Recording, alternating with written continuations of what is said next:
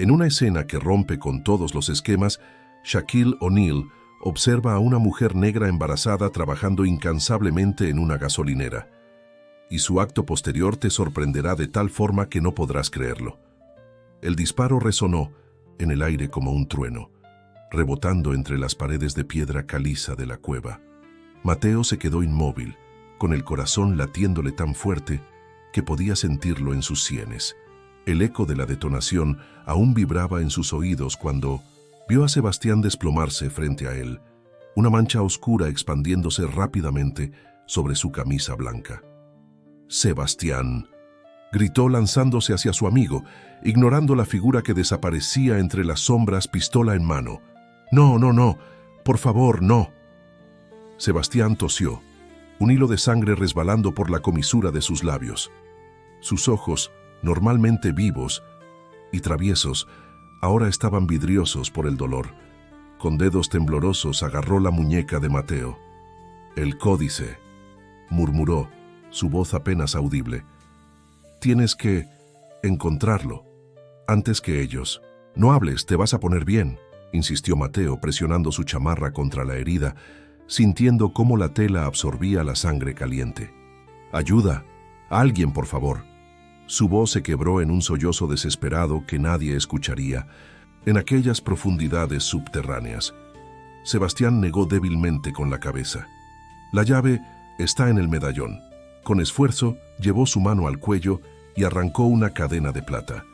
«Ellos no lo saben, pero tú sí». Sus ojos se cerraron por un momento, y cuando los abrió de nuevo, parecían más claros, más intensos. «Prométeme que lo protegerás. Prométeme que no dejarás que destruyan nuestra historia». Mateo tomó el medallón con manos temblorosas. Era una pieza antigua, con símbolos olmecas grabados en su superficie. «Lo prometo», dijo, apenas reconociendo su propia voz. A lo lejos el sonido de pasos apresurados hacía eco en los túneles. Sebastián sonrió levemente. «Corre», susurró. «Finge que nunca me conociste». «No puedo dejarte aquí». «Ya lo has hecho», murmuró Sebastián, su voz cada vez más débil. «Desde que llegamos a Tehuacán sabíamos que uno de los dos no saldría. Ahora vete». Los pasos se acercaban. Con el corazón destrozado, Mateo apretó por última vez la mano de su amigo, guardó el medallón en su bolsillo y corrió hacia el túnel lateral, perdiéndose en la oscuridad justo cuando las luces de Vinixis, las linternas, iluminaban la cámara principal. Mientras avanzaba a tientas por el laberinto subterráneo, las palabras de Sebastián resonaban en su mente. ¿Quién podría haber descubierto su expedición secreta? ¿Quién querría tanto el códice como para matar por él? Y sobre todo, ¿cómo iba a proteger algo que ni siquiera había encontrado aún? 6 meses antes, Emily Carter, profesor de antropología de 35 años en la UNAM, había conocido a Shaquille O'Neal en una conferencia sobre pueblos precolombinos. Sebastián, arqueólogo independiente de 42 años, tenía la reputación de ser brillante pero rebelde, rechazando constantemente las teorías académicas establecidas. Con su barba descuidada y su eterna chamarra de cuero gastado, parecía más un aventurero que un académico. «La historia oficial está incompleta», le había dicho aquella noche mientras compartían tequilas en un bar cercano a la universidad. «Hay piezas que faltan, voces que fueron silenciadas deliberadamente». Mateo, siempre metódico y cauteloso, había sonreído con escepticismo. «Sebastián, es peligroso hacer afirmaciones así sin evidencia concreta. ¿Y si te dijera que tengo más que indicios?». Sebastián había acercado su rostro, bajando la voz. «¿Y si te dijera que existe un códice olmeca que reescribiría la historia de Mesoamérica tal como la conocemos?». «Te diría que es imposible. Los olmecas no tenían un sistema de escritura como los mayas o los aztecas». «Ese es precisamente el punto». Los ojos de Sebastián brillaban con intensidad. Si existiera tal códice, significaría que la cronología de la escritura mesoamericana que conocemos es incorrecta. A pesar de sus reservas iniciales, Mateo se encontró fascinado por la teoría de Sebastián. Durante los siguientes meses, se reunieron regularmente, estudiando textos antiguos, comparando notas, rastreando pistas que los llevaron desde museos en Ciudad de México hasta pequeñas bibliotecas en Veracruz. Fue durante una de esas investigaciones cuando conocieron a Tyler, restauradora de 38 años del Museo Nacional de Antropología. Alta, con ojos penetrantes y un lunar distintivo bajo el ojo izquierdo, Elena poseía un conocimiento enciclopédico sobre conservación de textos antiguos. Lo que buscan podría existir, les había dicho después de revisar sus notas, pero si es tan valioso como creen, no serán los únicos tras su pista. Elena se unió a su búsqueda, aportando no solo su experiencia técnica, sino un pragmatismo que equilibraba el entusiasmo de Sebastián y la cautela de Mateo. Los tres formaron un equipo improbable pero efectivo. La pista crucial llegó a través de Dallas, un anticuario de 65 años, con contactos en el mercado negro de antigüedades. Con su rostro arrugado marcado por una cicatriz desde la ceja hasta la mejilla, Diego les había mostrado un fragmento de piedra con grabados similares a los que Sebastián había teorizado. Este fragmento viene de una cueva cerca de Tehuacán, les informó Diego. El hombre que me lo vendió murió al día siguiente. Accidente de auto, dijeron las autoridades. Mateo recordaba perfectamente el escalofrío que había sentido. ¿Crees que fue asesinado?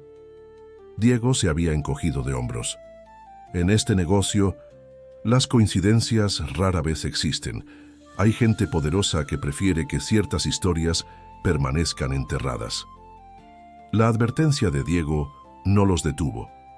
3 semanas después, los tres se encontraban en Tehuacán, siguiendo el mapa que el anticuario les había proporcionado.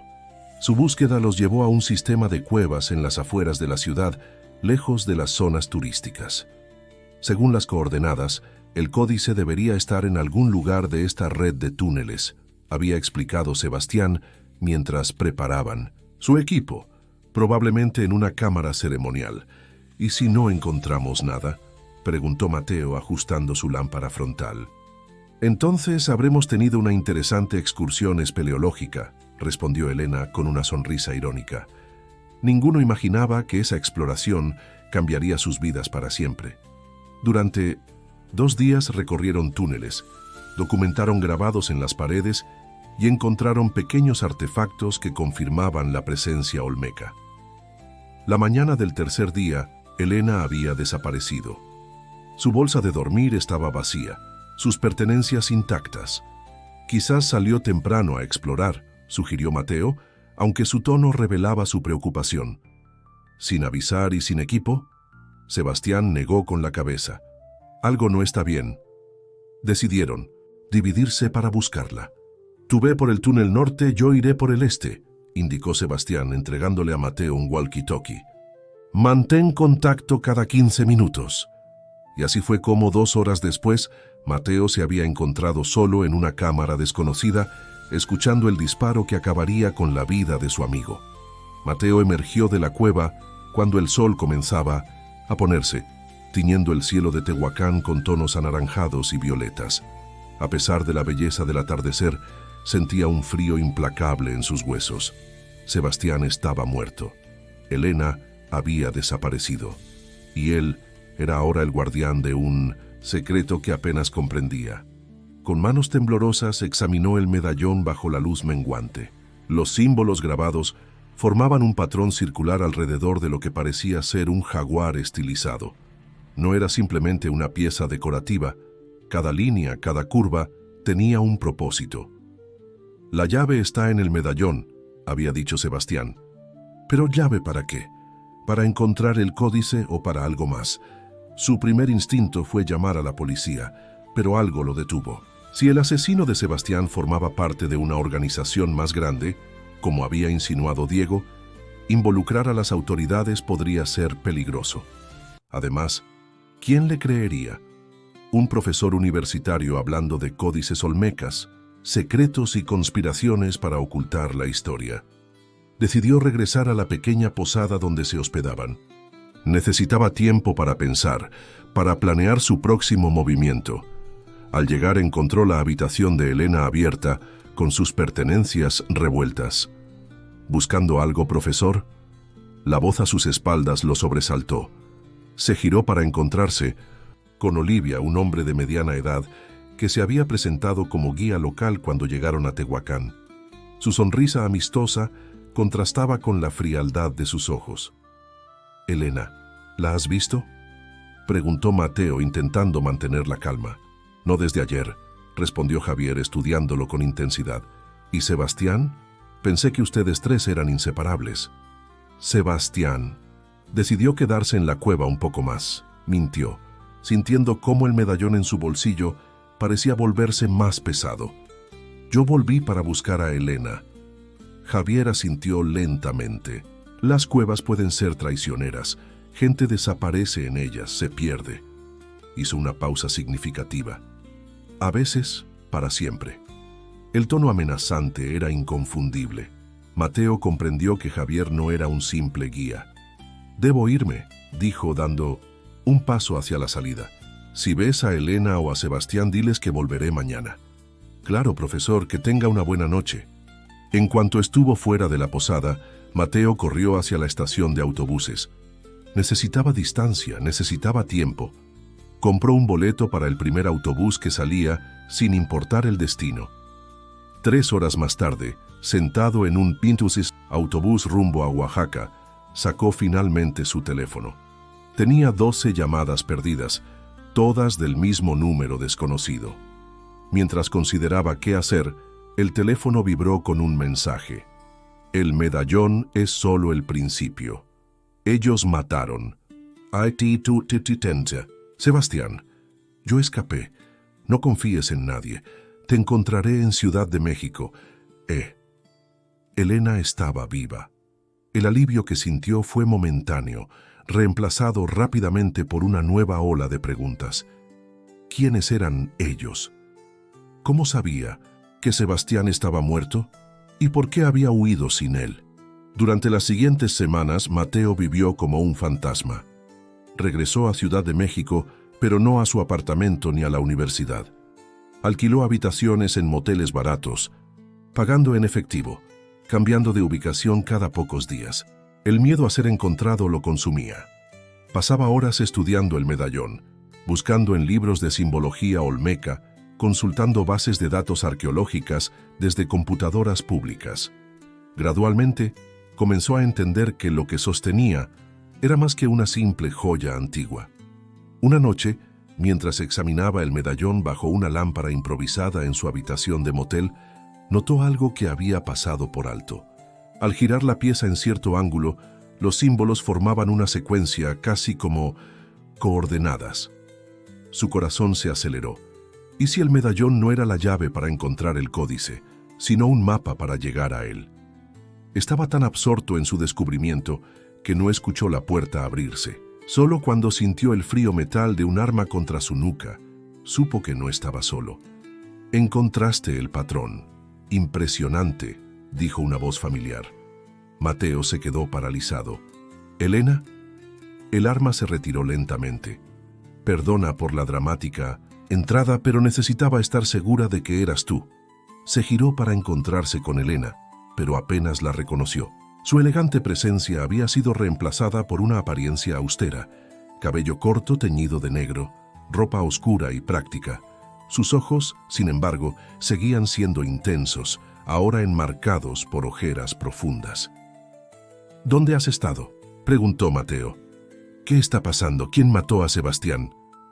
Elena guardó su arma y se sentó pesadamente en la cama. «Es una historia larga y complicada. Lo importante es que descubriste lo que Sebastián quería que encontraras». «Las coordenadas», confirmó Mateo. «Pero, ¿coordenadas a dónde?». «A la verdadera ubicación del códice», respondió Elena. «Lo que buscábamos en Tehuacán era solo una pista, una estación en el camino». «¿Quién eres realmente, Elena? Porque estoy bastante seguro de que no eres solo una restauradora del museo». Ella sonrió tristemente.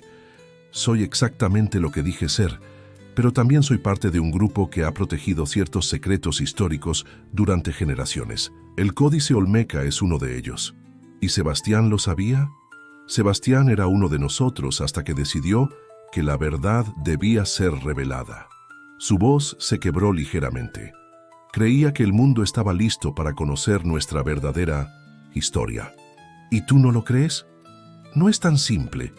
Elena se levantó y comenzó a caminar por la pequeña habitación. El códice no solo contiene escritura olmeca, algo que ya de por sí reescribiría la historia. Contiene conocimientos que podrían desestabilizar creencias fundamentales sobre las civilizaciones mesoamericanas. ¿Qué clase de conocimientos? Evidencia de contacto entre civilizaciones que supuestamente nunca se conocieron. Tecnologías que no deberían haber existido en esa época. Registros astronómicos demasiado precisos para los instrumentos de aquel tiempo. Hizo una pausa, mirándolo directamente. Y mapas. Mapas de lugares que los olmecas no deberían haber conocido. Mateo sintió que su visión del mundo se tambaleaba. ¿Por qué me estás contando esto?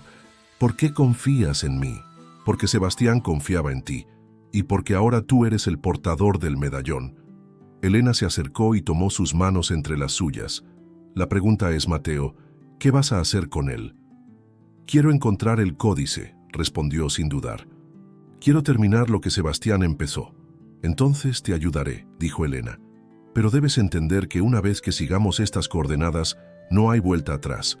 Y ellos no se detendrán hasta encontrarnos. ¿Ellos? La otra facción. Los que creen que hay verdades que deben permanecer ocultas. Los que mataron a Sebastián.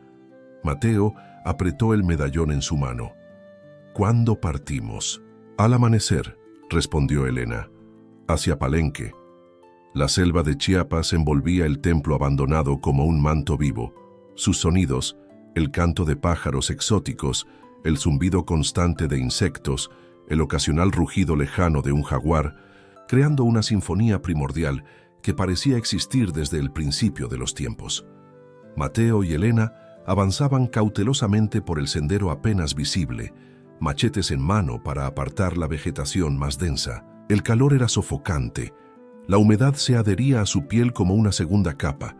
Llevaban 3 días siguiendo las coordenadas del medallón, alejándose cada vez más de los circuitos turísticos de Palenque, internándose en zonas que no aparecían en ningún mapa oficial. «Debe ser aquí», murmuró Elena, deteniéndose frente a lo que parecía ser una pared de vegetación. «Las coordenadas apuntan a este lugar exacto». Mateo consultó su GPS improvisado, comparándolo con los símbolos del medallón que había transcrito. «Tienes razón, pero no veo ninguna entrada, ninguna estructura».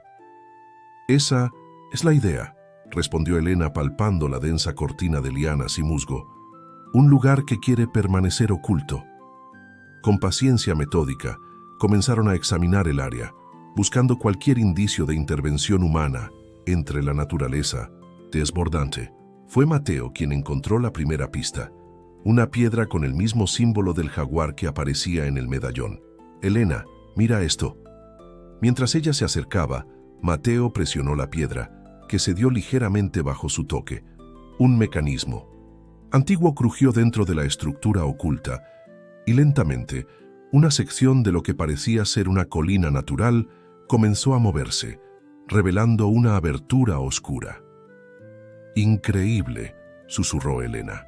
«Un mecanismo de más de 2000 años que aún funciona». Encendieron sus linternas y entraron cautelosamente. El pasadizo descendía en una suave pendiente, sus paredes cubiertas de símbolos que combinaban elementos olmecas y mayas, una fusión que desafiaba la cronología histórica aceptada. A medida que avanzaban, el túnel se ensanchaba hasta desembocar en una cámara circular. La luz de sus linternas reveló un espacio sorprendentemente bien preservado, con paredes decoradas con elaborados murales que contaban historias nunca antes vistas. Olmecas intercambiando conocimientos con mayas, representaciones de instrumentos astronómicos avanzados, mapas de territorios tan lejanos como el norte de lo que hoy es Estados Unidos. Pero lo más impresionante se encontraba en el centro, sobre un pedestal de piedra, protegido por una vitrina de cristal primitivo, pero sorprendentemente efectivo, descansaba el códice. «Es real», murmuró Mateo, acercándose con reverencia. Realmente existe. El códice estaba compuesto por lo que parecían ser láminas finas, de obsidiana pulida hasta la transparencia, unidas por hilos de oro. Cada lámina contenía inscripciones detalladas, realizadas con algún tipo de pintura metalizada que aún conservaba su brillo después de milenios. «Es más de lo que imaginábamos», dijo Elena, su voz apenas audible. «Este no es solo un texto histórico, es conocimiento puro». Mateo extendió su mano hacia la vitrina, pero Elena lo detuvo. «Espera, podría haber trampas». «El medallón», recordó Mateo. Sebastián dijo que era una llave. Sacó el medallón y examinó la vitrina, encontrando finalmente una ranura circular en su base. Con cuidado insertó la pieza antigua. La vitrina emitió un suave zumbido y comenzó a elevarse lentamente, liberando el precioso códice. «Funcionó», exclamó Mateo, su voz mezclándose con el eco de un aplauso sarcástico que resonó en la cámara. «Brillante, realmente brillante», dijo una voz desde la entrada del túnel. «Gracias por hacer todo el trabajo por nosotros». Javier Ortega emergió de las sombras, seguido por dos hombres armados. Su sonrisa era la misma que Mateo recordaba de la posada, pero ahora no hacía ningún esfuerzo por ocultar la malicia en sus ojos. «Sabía que el medallón nos llevaría hasta aquí», continuó, acercándose lentamente. «Solo necesitábamos a alguien que supiera interpretarlo. Gracias, profesor». «Tú mataste a Sebastián», acusó Mateo, la ira reemplazando momentáneamente su miedo. «Un sacrificio necesario», respondió Javier con indiferencia. «Él interfería con un plan mayor». «¿Qué plan?», exigió saber Elena, posicionándose sutilmente para proteger el códice. «Orden claramente», respondió Javier. «La historia es una herramienta poderosa, pero debe ser controlada. Lo que este códice contiene cambiaría demasiado. Desestabilizaría creencias, cuestionaría autoridades». Hizo un gesto con la mano, como quien espanta una mosca. «Demasiado caos para tan poca ganancia». «La verdad nunca es poca ganancia», replicó Mateo. «La verdad es relativa, profesor. Y hoy, la verdad es que ustedes nunca encontraron este lugar. Nunca vieron este códice. Y lamentablemente se perdieron en la selva, como tantos exploradores antes que ustedes». Javier levantó su arma, apuntando directamente a Mateo. En ese momento crítico, Elena actuó. Con un movimiento rapidísimo, lanzó su linterna hacia uno de los hombres mientras empujaba a Mateo hacia un lado. El disparo de Javier erró por centímetros, impactando en la pared tras ellos. Lo que siguió fue caos puro. Elena, revelando un entrenamiento que claramente iba más allá de la restauración de artefactos, neutralizó a uno de los hombres con precisión militar. Mateo, reaccionando por puro instinto, embistió contra el segundo hombre, ambos cayendo al suelo en una lucha desesperada. Javier, viendo que la situación se complicaba, corrió hacia el códice. «Si no puedo tenerlo, nadie lo tendrá», gritó, apuntando su arma hacia las frágiles láminas de obsidiana. «No». El grito de Mateo resonó en la cámara mientras se libraba de su oponente y se lanzaba hacia Javier. Ambos hombres colisionaron con fuerza, el impulso llevándolos contra el pedestal. El códice tembló peligrosamente. En un momento de terrible claridad, Mateo vio que no podría salvar tanto el códice como a sí mismo. Javier tenía el arma, tenía la ventaja, y estaba dispuesto a destruir la invaluable reliquia. Con una decisión que cambiaría el curso de su vida, Mateo empujó el pedestal, enviando el códice deslizándose por el suelo hacia Elena, mientras él y Javier caían en una lucha feroz. «¡Sácalo de aquí!», gritó a Elena, quien acababa de dejar inconsciente al último guardia. «¡Protégelo!». Elena dudó solo un segundo antes de recoger el códice. «Mateo, vete, completa lo que Sebastián empezó». Un disparo resonó en la cámara y Mateo sintió un dolor ardiente en su costado. Había sido alcanzado. Aún así, con las fuerzas que le quedaban, sujetó a Javier, impidiéndole ir tras Elena. «Vete», gritó una última vez, mientras Elena, con el códice apretado contra su pecho, corría hacia la salida. Javier rugió de furia. «Los encontraremos, no importa dónde lo escondan. Mateo, sintiendo que su conciencia se desvanecía, sonrió débilmente. «Te equivocas», murmuró. «Ya no es cuestión de esconderlo». Con un último esfuerzo, alcanzó el medallón que había quedado en la base de la vitrina y presionó un mecanismo oculto que Sebastián le había revelado en su mensaje final. Un detalle que no había compartido ni siquiera con Elena. Un rumble profundo comenzó a sentirse bajo sus pies. La cámara antigua, diseñada con una ingeniería que desafiaba su tiempo, comenzó a sellarse nuevamente, esta vez para siempre. «¿Qué has hecho?», preguntó Javier, el pánico reemplazando su arrogancia. «Lo que Sebastián habría querido», respondió Mateo, su voz apenas audible mientras la oscuridad comenzaba a envolverlo. «Equilibrar la balanza». 6 meses después, Elena Fuentes, ahora conocida en círculos académicos como Adriana Méndez, presentaba una conferencia en la Universidad de Barcelona. Su cabello, ahora largo y castaño, enmarcaba un rostro que parecía haber envejecido una década en medio año. El auditorio estaba lleno de estudiantes y profesores ansiosos por conocer su nuevo trabajo sobre intercambios culturales precolombinos, nuevas perspectivas. Mientras compartía fragmentos cuidadosamente seleccionados de la información del códice, nunca demasiado, nunca lo suficiente como para atraer atención indeseada, sus ojos se posaron en una figura sentada en la última fila. Un hombre, de barba espesa y bastón, con una cicatriz reciente asomando por encima del cuello de su camisa, la observaba con una mezcla de orgullo y melancolía. Al terminar la conferencia, salió discretamente por una puerta lateral, donde el hombre la esperaba. «Profesor Valdés», lo saludó formalmente, consciente de los oídos indiscretos. «Un placer verlo en mi presentación». «El placer es mío, doctora Méndez», respondió Mateo, apoyándose en su bastón. «Su trabajo resuena profundamente conmigo». Caminaron juntos hacia un pequeño café, manteniendo una conversación académica superficial hasta estar seguros de su privacidad. «¿Cómo estás realmente?», preguntó finalmente Elena, sus ojos revelando una preocupación genuina. «Vivo», respondió Mateo con una sonrisa cansada, lo cual, considerando las circunstancias, es un logro. «El códice está seguro», le aseguró ella, «distribuido en fragmentos, protegido por personas de confianza en todo el mundo». ¿Y la verdad? Emergiendo lentamente, como debe ser. No como una revelación explosiva, sino como pequeñas semillas de conocimiento que gradualmente cambiarán nuestra comprensión del pasado. Mateo asintió, satisfecho. Sebastián estaría orgulloso. «De ambos», añadió Elena, cubriendo su mano con la suya.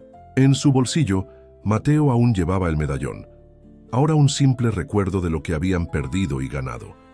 Ya no era una llave para un tesoro físico, sino el símbolo de una misión que apenas comenzaba. «Por los ecos de Tehuacán», murmuró, levantando su taza en un brindis silencioso. «Por la verdad», respondió Elena, «por larga y compleja que sea,